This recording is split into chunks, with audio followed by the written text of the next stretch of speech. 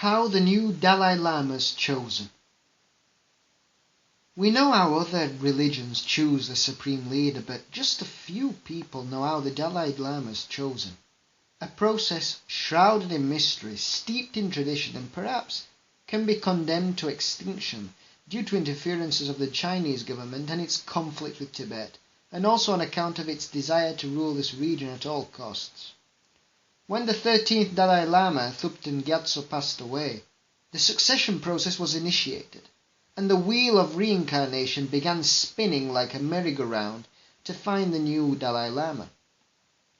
The body of the deceased 13th Dalai Lama was located with his head pointing south, but after a few days his head had turned to point towards the east, and in the north part of the altar a growth of moss appeared, and these signals, bunched with visions experienced by those close to the past Dalai Lama, indicated the direction in which the search for the substitute should start. And so it was. Several emissaries went out searching, and after a long time looking, they found the young candidate in a little village in the northeast of Tibet. Upon finding Tenzin, the most important Lama that had gone with the emissaries posed as a servant and observed him for the whole day.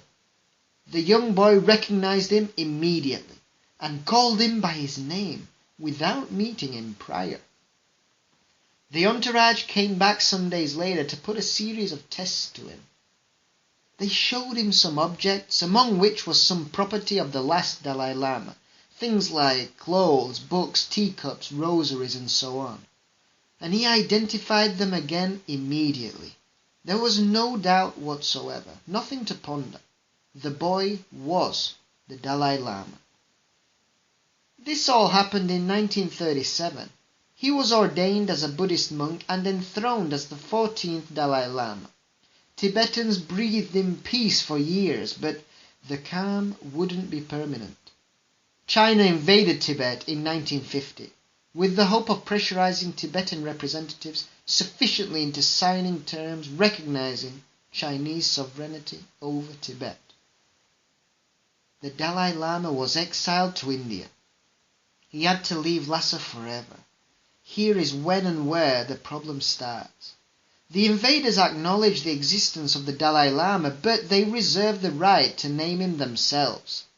The Chinese government even has over 250 reincarnated Buddhas registered and studying, ready to be selected as the new Dalai Lama.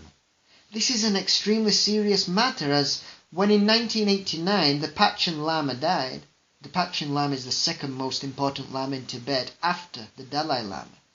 The 10th reincarnation of the Panchen Lama was elected, Gedun Choeki, at 5 years old. But in 1995, he and his family were kidnapped, and in his place the Chinese government placed another boy, and nobody's heard anything of him ever since. The saga of the Dalai Lama is just reincarnation. He's free from political responsibility and he's only a spiritual leader. He's gone on record saying that he would choose a substitute before his death by means of voting in an election among the Lamas. This would end more than 500 years of tradition, just to avoid Chinese intrusion. And this amazing process would never be seen again, unless Tibetans are allowed to have complete freedom of choice. A famous quote from the Dalai Lama: "Once a year I go to some place that I've never been to before, because without doubt this is the best way to enrich our soul and continue learning from what we know and what we don't."